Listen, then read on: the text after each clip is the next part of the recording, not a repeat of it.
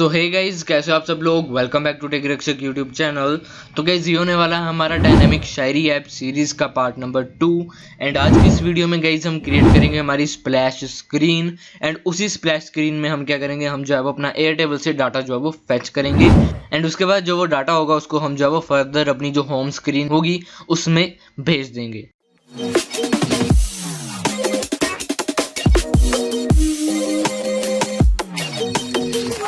तो वीडियो को शुरू करने से पहले गाइज आपको डिस्क्रिप्शन में इसी सीरीज की प्लेलिस्ट का लिंक मिल जाएगा, उसको जाकर आप एक्सेस कर सकते हो ताकि आप जो है पूरे के पूरे पार्ट्स को 1 बाय 1 देख सको। तो गाइज यहाँ पे आप देख सकते हो मैंने कोडलर ओपन करके रखा हुआ है। तो हम क्या करते हैं, हम अभी आपके साथ जो है वो यहाँ पे एक नया प्रोजेक्ट क्रिएट कर लेते हैं। तो यहाँ पे अभी क्या होगा, मैं यहाँ पे लिख देता हूँ हमारे प्रोजेक्ट का नाम जो कि है DYNAMIC डायनामिक शायरी ऐप सीरीज करके मैंने जो है वो प्रोजेक्ट नेम यहाँ पे दे दिया। एंड दोबारा एंटर मारूंगा एंड इसको जो है फिनिश कर दूंगा। इसके बाद यहाँ पर ये जो वो प्रोजेक्ट क्रिएट हो रहा है एंड ये हो चुका है। तो यहाँ पे आप देख सकते हो बिल्कुल ही फ्रेश नया प्रोजेक्ट यहाँ पे हमने क्रिएट कर लिया है। अभी हमें क्या करना है, सबसे पहले तो हम यहाँ पे स्प्लैश स्क्रीन बनाना चाहते हैं। तो उसके लिए मैं यहाँ पे एक इमेज का यूज़ करूँगा। तो सबसे पहले तो हमें क्या करना है, ये जो ऊपर स्क्रीन 1 लिखा हुआ मिल रहा है इसको हमें यहाँ से हटाना होगा। तो उसके लिए यहाँ पे साइड में आपको कॉमन प्रॉपर्टीज़ मिल जाएंगी। इसको मैं थोड़ा सा स्क्रॉल करता हूँ एंड यहाँ पे हमें मिल जाता है show options menu, show status bar. तो स्टेटस बार को मैं यहाँ से हटा देता हूँ। तो यहाँ से जो स्टेटस बार है वो यहाँ पे जा चुका है। एंड अभी ये जो एक्शन बार है इसको भी हमें यहाँ पे हटाना है। तो ये टाइटल विजिबल है तो इसको भी हम यहाँ से हटा देते हैं। तो ये जो टाइटल जो हमारी एक्शन बार है ऊपर की टाइटल बार वो भी यहाँ से हट चुकी है। अभी हमें क्या करना है, अभी हम जो है यहाँ पे अपनी स्प्लैश स्क्रीन का जो इमेज है वो अपलोड करेंगे हमारे एसेट फोल्डर में। एंड अपलोड करने के बाद उसको यहाँ पे एज अ बैकग्राउंड सेट कर देंगे। तो अभी हम जल्दी से इसको कर लेते हैं। तो यहाँ पे आप देख सकते हो मैंने ये एक स्प्लैश स्क्रीन जो है वो क्रिएट कर ली है canva.com पर, जो कि एक इमेज एडिटिंग साइट है। तो यहाँ से अभी मैं जो है वो स्प्लैश स्क्रीन की जो इमेज है इसको मैं डाउनलोड कर लेता हूँ JPG फॉर्मेट में। आप चाहो तो जो मर्जी फॉर्मेट रखो, कोई इससे जो है वो फ़र्क नहीं पड़ता। तो मैं JPG फॉर्मेट में इसको जो है वो यहाँ पे डाउनलोड कर रहा हूँ। डाउनलोड करने के बाद आप देख सकते हो ये डाउनलोड हो चुकी है। तो मैं इसको शो इन फोल्डर करके एक बार रीनेम कर लेता हूँ। तो शो इन फोल्डर किया एंड यहाँ पे सब कुछ ऑफ कोर्स मैं ब्लर कर दूंगा। तो यहाँ पे मैंने इसको अभी जो है वो रीनेम कर लिया है। एंड अभी हमें क्या करना है, हमें इसको अपलोड करना है हमारे कोडलर के अंदर। तो मैं यहाँ पे एसेट के बटन पर यहाँ पे ऊपर क्लिक करता हूँ। क्लिक करने के बाद मैं यहाँ पे क्या करूँगा, इसको ड्रैग एंड ड्रॉप करके यहाँ पे छोड़ दूंगा। तो यहाँ पे अभी मैं इसको ड्रॉप कर देता हूँ। ड्रॉप करने के बाद ये जो है वो अपलोड होने में थोड़ा सा टाइम लेगा। एंड यहाँ पे आप देख सकते हो ये हमारी स्प्लैश स्क्रीन का जो इमेज है वो यहाँ पे आ चुका है। मैं क्लिक करता हूँ तो आप देख सकते हो ये यहाँ पर आ चुकी है। तो अभी हमें क्या करना है, हमें इसकी जो बैकग्राउंड को जो है वो इस इमेज के साथ सेट करना है। तो उसके लिए आपको यहाँ पे एक बैकग्राउंड इमेज का ऑप्शन मिल जाएगा। तो वो मैं ढूंढ के यहाँ पे इसको सेट कर देता हूँ। तो यहाँ पे आप देख सकते हो ये है हमारे पास बैकग्राउंड इमेज। तो यहाँ पे मैं क्लिक करता हूँ एंड इसको सेट कर देते हैं splash-icon.jpg के साथ। एंड यहाँ पे आप देख सकते हो ये हमारी स्प्लैश स्क्रीन का जो आइकन है वो यहाँ पे सेट हो चुका है। इसी के साथ साथ यहाँ पे मैं एक सर्कुलर प्रोग्रेस बार भी लगा देता हूँ। तो ये सर्कुलर प्रोग्रेस बार आपको साइड में दिख रही होगी। तो मैं इसको ड्रैग एंड ड्रॉप करके यहाँ पे ले आता हूँ। एंड फिर इसकी जो हाइट एंड विड्थ है उसको मैं कर देता हूँ 50 पिक्सल्स, दोनों को 50 पिक्सल्स। ये हो गया, दोनों के दोनों 50 पिक्सल्स हो चुके हैं। एंड इसके बाद इसकी ग्रेविटी को मुझे देखना होगा कि इसकी जो अलाइनमेंट है वो हम सही करें। तो उसके लिए गाइज आपको यहाँ पे ऊपर मिल जाएगा option align horizontal, align vertical. तो मैं जो है वो अलाइन हॉरिजॉन्टल को कर देता हूँ सेंटर, जिससे कि ये यहाँ पे सेंटर में आ जाएगा। इसके बाद अलाइन वर्टिकल को मैं यहाँ पे जो है वो सेंटर करूँगा। तो यहाँ पे ये सेंटर पे आएगा, लेकिन मुझे सेंटर पे नहीं चाहिए। तो उसके लिए मैं अभी क्या करता हूँ, मैं एक लेआउट ले लेता हूँ। तो लेआउट के अंदर गए, यहाँ पे जर्नल के अंदर मैं एक लीनियर लेआउट ले लेता हूँ। तो लीनियर लेआउट से मेरा मतलब है वर्टिकल अरेंजमेंट, यहाँ से मैं ले लेता हूँ। तो यार एंड्रॉयड स्टूडियो आजकल चल रहा है तो उसी के हिसाब से जो है वो सारे के सारे नेम्स मेरे मुंह से निकल रहे हैं, तो माइंड मत करिएगा। तो यहाँ पे वर्टिकल अरेंजमेंट को मैं इसके सर्कुलर प्रोग्रेस बार को जो है वो वर्टिकल अरेंजमेंट के अंदर डाल देता हूँ। एंड अभी हम क्या करेंगे, हम इस जो वर्टिकल अरेंजमेंट है तो हमें क्या करना है, अभी इसको जो है वो सेट करना है। तो इसके लिए मैं क्या करता हूँ, अभी दोबारा से वर्टिकल अरेंजमेंट में आ जाता हूँ। इसकी अलाइन हॉरिजॉन्टल को कर देते हैं हम सेंटर। एंड फिर यहाँ पे टॉप की जगह हम कर देते हैं इसको बॉटम। तो ये बॉटम में नीचे आ चुका है एंड नीचे हमें थोड़ी सी इसकी स्पेस चाहिए होगी, तो यहाँ आपको साइड में स्पेस का कंपोनेंट देखने को मिल जाएगा। तो अभी मैं जो है इसको ड्रैग एंड ड्रॉप करके हमारे प्रोग्रेस बार के नीचे ले आता हूँ एंड इसकी हाइट जो है वो मैं कर देता हूँ अराउंड 30 पिक्सल्स। तो ये यहाँ पे सही लग रहा है एंड इसको हम जो है वो साथ साथ टेस्ट भी कर लेते हैं।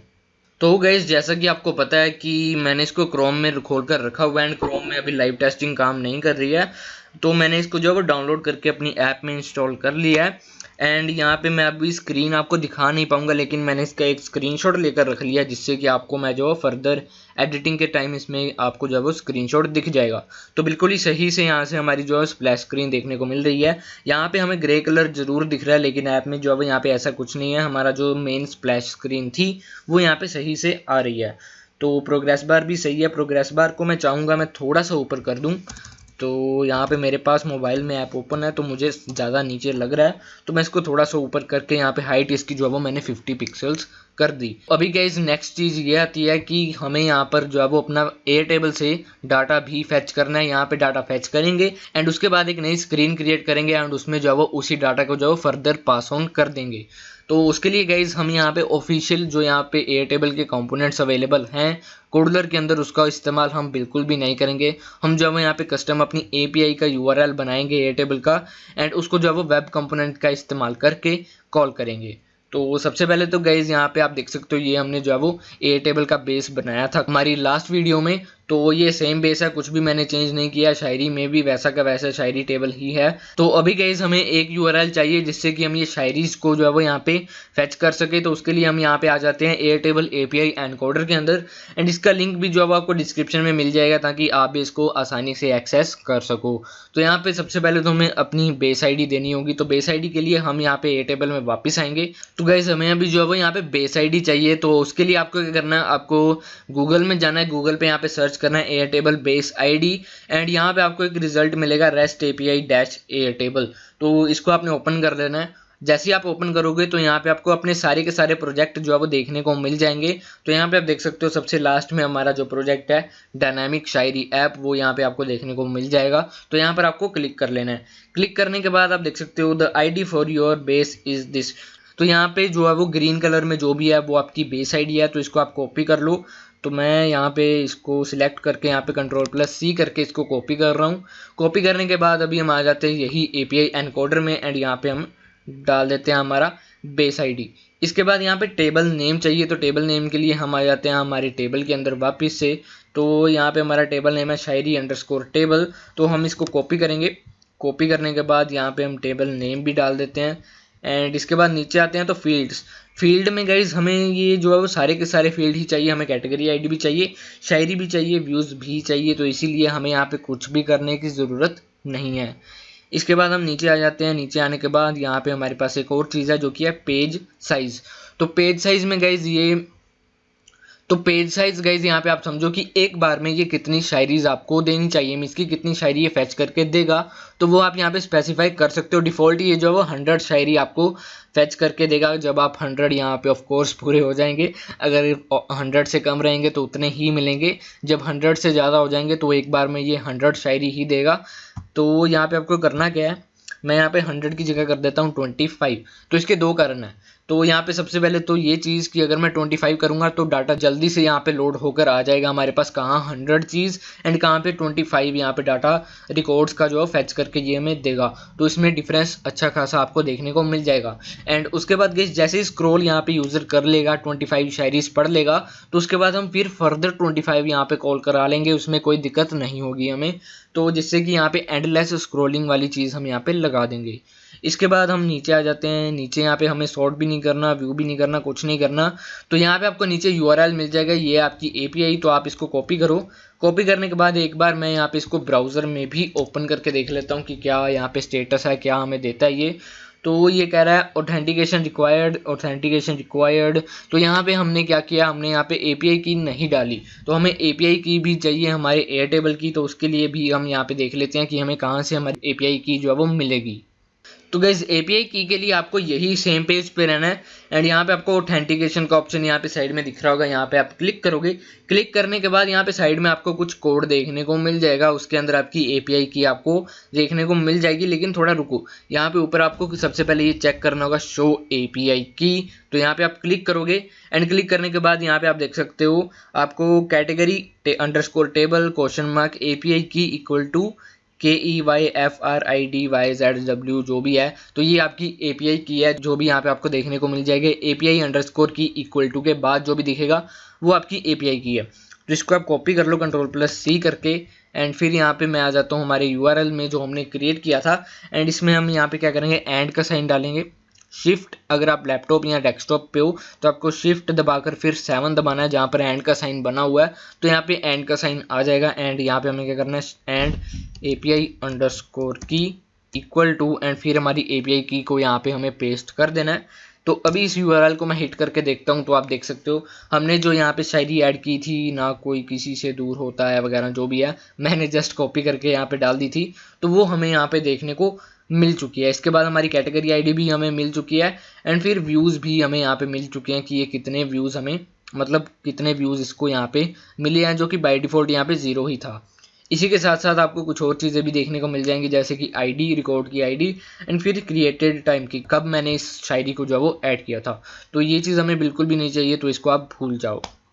तो यहाँ पे आपने नोटिस किया होगा कि सेम डाटा यहाँ पे नीचे भी पहले आ रहा था, तो वो कुछ एक्सटेंशन की वजह से आ रहा था जो कि मैंने इंस्टॉल करके रखी हुई थी। तो मैंने 2 एक्सटेंशंस एक ही काम के लिए रखी हुई थी, तो मैंने एक को डिलीट कर दिया। तो अभी आपको यहाँ पे दिख रहा है कि कुछ इस तरीके का डाटा यहाँ पे देखने को मिल जाएगा। तो यहाँ पे ये भी बता दूँ कि अगर आपने कोई भी जेसॉन फॉर्मेटर या जेसॉन ब्यूटीफाई की एक्सटेंशन क्रोम में नहीं डाल के रखी हुई तो ये डाटा आपको ऐसे नहीं दिखेगा। कैसे दिखेगा वो मैं यहाँ पे आपको दिखा देता हूँ।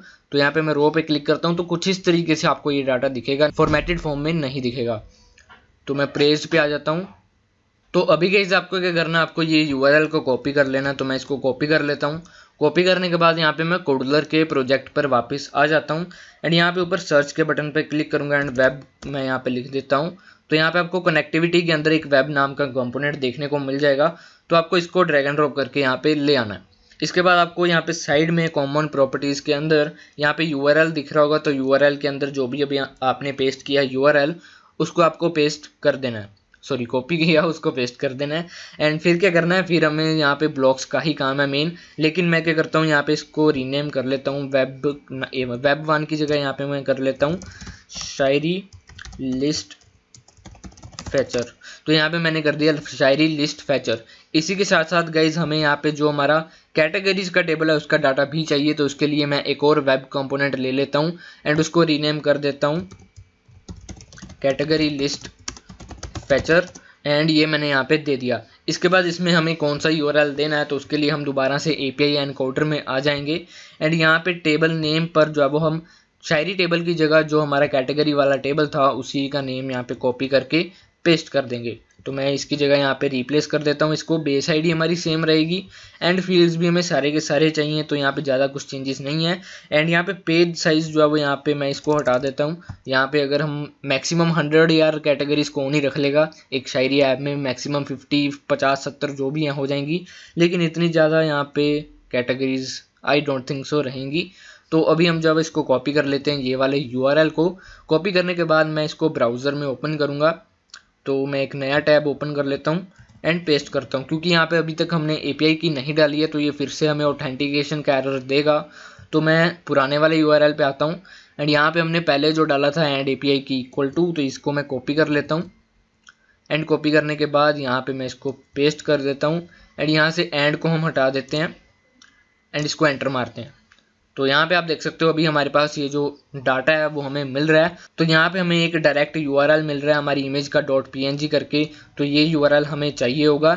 इसके बाद मैं इमेज को बंद करता हूँ। तो यहाँ पे आप देख सकते हो यहाँ पे हमारे पास आईडी आ जाती है हमारी कैटेगरी की एंड फिर यहाँ पे जो हमने नेम डाला था वो भी हमें यहाँ पे देखने को मिल जाता है। तो ये डाटा भी हमारे पास आ चुके हैं एंड इसको हम कैसे रीड करना है कैसे नहीं करना ये हम अगले पार्ट्स में देखेंगे। अभी हम क्या कर रहे हैं, हम ये जो डाटा है हमारी ऐप में फैच करवा रहे हैं। तो मैं यहाँ पे अभी इस यूआरएल को मैं कॉपी करूँगा। कॉपी करने के बाद कोडलर में अभी इस वाले यूआरएल पे मैं इसको पेस्ट कर देता हूँ। इसके बाद यहाँ पे हमारा जो मेन काम है हमारा डिज़ाइनर पार्ट का वो हो चुका है। चूँकि अभी हमारा जो काम है वो रह गया ब्लॉक्स पार्ट का। तो अभी हम जो है ब्लॉक्स में आ जाते हैं। तो ब्लॉक्स में आने के बाद गाइस जैसे ही कोई यूज़र हमारी ऐप को ओपन करेगा तो हमें ये डाटा फैच करवाना होगा। तो उसके लिए मैं यहाँ पे ब्लॉक ले लेता हूँ व्हेन screen1 डॉट इनिशियलाइज। तो जैसे ही हमारी screen1 डॉट इनिशियलाइज होती है तो क्या होना चाहिए, तो हमारा जो web1 एंड web2 जिसको हमने रीनेम कर दिया था तो उसको हमें गेट करवाना है। तो उसके लिए यहाँ पे हम क्या करेंगे, शायरी लिस्ट फैचर डॉट यहाँ पे गेट का ऑप्शन यहाँ पे हमें मिलना चाहिए। तो यहाँ पे मुझे ब्लॉक नहीं मिला तो मैं यहाँ पे ड्रैग एंड ड्रॉप करके ही देख लेता हूँ। यहाँ पे जाता हूँ शायरी लिस्ट फैचर में एंड यहाँ पे मुझे ब्लॉक मिल जाता है कॉल शायरी लिस्ट फैचर डॉट गेट। तो इसको मैं यहाँ पे लगा देता हूँ। इसी के साथ साथ हमें कैटेगरी भी चाहिए तो मैं इसी ब्लॉक को कॉपी कर लेता हूँ। कॉपी करने के बाद यहाँ पे शायरी लिस्ट की जगह कैटेगरी लिस्ट फैचर करके यहाँ पे डॉट गेट लगा देता हूँ। इसके बाद जैसे ही हमारे पास ये डाटा मिल जाएगा तो क्या होना चाहिए, तो उसके लिए हमारे पास अलग से ब्लॉक्स अवेलेबल हैं जो कि है when Shayari list Fechner dot gate text. तो जैसे ही हमें when Shayari list Fechner dot got text means की इसका जो रिस्पॉन्स है हमें मिल जाता है तो हम क्या करेंगे, यहाँ पे एक चेंज मैं करना चाहूँगा कि जब हमारे पास ये शायरी लिस्ट फैचर से जो है वो डाटा मिल जाएगा उसके बाद हम जो है वो यहाँ पे कैटेगरी लिस्ट का डाटा फैच करवाएंगे। ये किस लिए, ये भी मैं बताता हूँ कि अगर शायरी लिस्ट फैचर का डाटा फैच होगा उसके बाद कैटेगरी लिस्ट का फैच होगा एंड उसके बाद हम उस डाटा को जो है वो नेक्स्ट स्क्रीन में भेज देंगे। एंड अगर मैं यहाँ पे दोनों के दोनों इकट्ठे ही कॉल करवा देता हूँ तो मुझे नहीं पता कि शायद हमारी शायरी लिस्ट फैचर का जो डाटा है वो फैच हो चुका हो लेकिन कैटेगरी वाला ना हुआ हो और हम जो है वो पहले ही यहाँ पे नेक्स्ट स्क्रीन में डाटा भेजने की कोशिश करें तो वो एरर देगा। तो इसलिए यहाँ पे मैं कैटेगरी लिस्ट फैचर को जो है वो यहाँ पे व्हेन शायरी लिस्ट फैचर जो गॉट टेक्स्ट है उसके अंदर यहाँ पे लगा रहा हूँ। इसके बाद हमें क्या करना है, इसके बाद हमारे पास आ जाता है when category list Fechner dot got text. तो जैसे ही हमारा कैटेगरी लिस्ट फैचर में हमारे पास रिस्पॉन्स यानी कि डाटा मिल जाता है तो हमें नेक्स्ट स्क्रीन में सारे के सारे डाटा को भेजना होगा, हमारे शायरी वाले को भी एंड हमारा ये जो कैटेगरी वाला है इसके लिए भी। तो शायरी वाले के लिए हमें एक वेरिएबल क्रिएट करना होगा, उसमें हम जो भी रिस्पॉन्स हमें मिलेगा वो हम स्टोर करेंगे।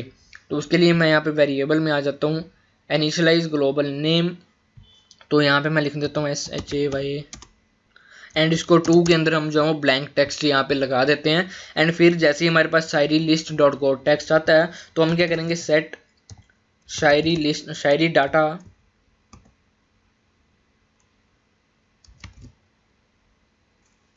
सेट ग्लोबल शायरी लिस्ट डाटा। तो यहाँ पे लास्ट में हमें दिख जाता है। तो इस ब्लॉक में हम क्या करेंगे, जो भी हमें रिस्पॉन्स कंटेंट मिलेगा वो हम यहाँ पे सेव कर लेंगे। इसके बाद हमारी कैटेगरी लिस्ट फैचर आ जाता है। तो जैसे ही हमारी category list Fechner dot got text हो जाता है तो हमें ओपन नेक्स्ट स्क्रीन यहाँ पे ओपन करवानी है जो कि हमारी होगी होम स्क्रीन। तो हम यहाँ पे कर देते हैं open another screen with start value. Start value क्यों, क्योंकि हमें यहाँ पे कैटेगरी लिस्ट और शायरी लिस्ट दोनों का जो है वो डाटा भेजना होगा। तो स्क्रीन का नेम यहाँ पे हम रख देते हैं होम। तो यहाँ पे मैंने होम डाल दिया। ऑल्दो हमने अभी तक जो है वो कोई भी स्क्रीन यहाँ पे एडिशनली क्रिएट नहीं की है लेकिन कर लेंगे। इसके बाद स्टार्ट वैल्यू में क्या चाहिए, स्टार्ट वैल्यू में हमें 2 चीज़ें भेजनी है, एक तो शायरी लिस्ट एक कैटेगरी लिस्ट। तो उसके लिए यहाँ पे हमें क्या चाहिए, हमें मेक अ लिस्ट का मैं यहाँ पे ब्लॉक ले लेता हूँ make a list and first में हम दे देते हैं गेट ग्लोबल शायरी लिस्ट शायरी डाटा एंड फिर यहाँ पे सेकंड में हमें चाहिए कैटेगरी का डाटा। तो उसमें हम डायरेक्ट ये रिस्पॉन्स कंटेंट वाला जो वेरिएबल है वो यहाँ पे लगा देंगे। तो यहाँ पे गेट रिस्पॉन्स कंटेंट हमने लगा दिया एंड अभी एक चीज़ रह गई वो ये है कि हम जो है यहाँ पे नेक्स्ट स्क्रीन जो है वो हमारी होम स्क्रीन उसको भी क्रिएट कर लेते हैं। यहाँ पे मैं नेम दे देता हूँ स्क्रीन क्रिएट कर लेते हैं, लेकिन फर्दर जो भी चीज़ है वो हम सारी की सारी अपने नेक्स्ट ट्यूटोरियल में ही करेंगे।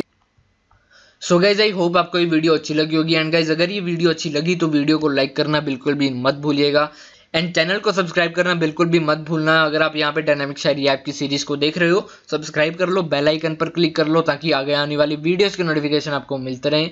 Thanks lot for watching, bye bye.